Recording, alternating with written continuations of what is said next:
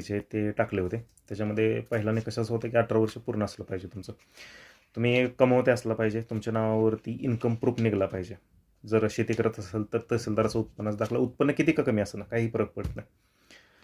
त्याचबरोबर जर जॉब करत असाल तर पेमेंट स्लिप असावी किंवा ITR असावी. ITR असेल तर सगळ्यात बेस्ट, पुढे जाऊन तुम्हाला लोनसाठी सुटेबल राहतं ते.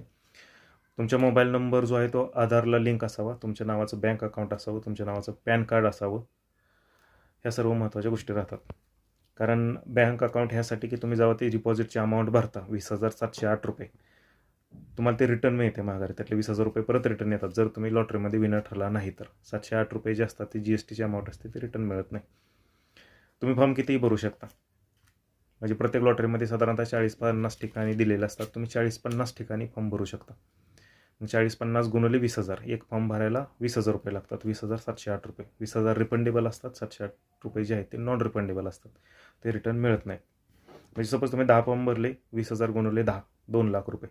आणि त्या 10 फॉर्मची GST 708 गुणिले 10 म्हणजे 7,080 रुपये.